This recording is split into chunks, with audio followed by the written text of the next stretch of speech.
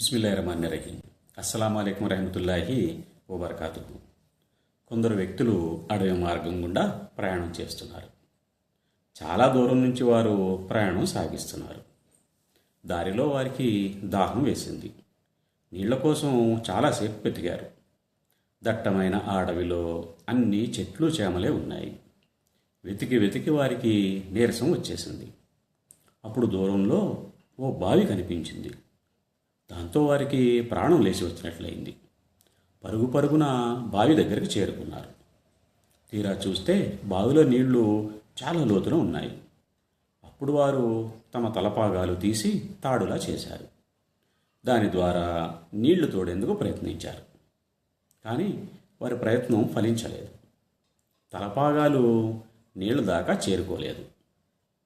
దీంతో వారు వేరే మార్గాలు వెతకసాగారు. ఇంతలో ఎక్కడి నుంచో ఓ జింక చెంగు చెంగున ఎగురుకుంటూ వచ్చింది. బావిలోకి తొంగి చూసింది. నీళ్లు చాలా లోతున ఉన్నాయి. అప్పుడు తలపైకెత్తి ఆకాశం వైపు చూసింది. ఓ అల్లాహ, నోరు లేని ఈ జీవం దాహం తీర్చు అని విన్నవించుకుంది.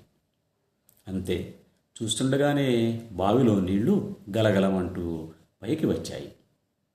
ఆ నీటిని కడుపు నిండా తాగి ఆ జింక రివ్వున వెళ్ళిపోయింది. జింక పుణ్యమా అని ఆ వ్యక్తులు కూడా తమ దాహం తీర్చుకున్నారు.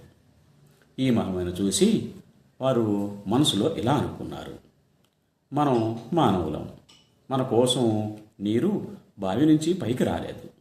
కానీ ఓ జింక కోసం నీళ్లు పైదాకా ఎగబాగాయి.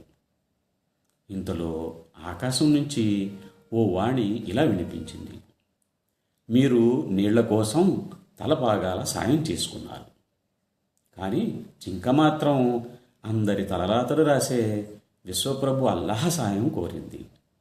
మీ అవసరాలను తీర్చేది సృష్టికర్త మాత్రమే.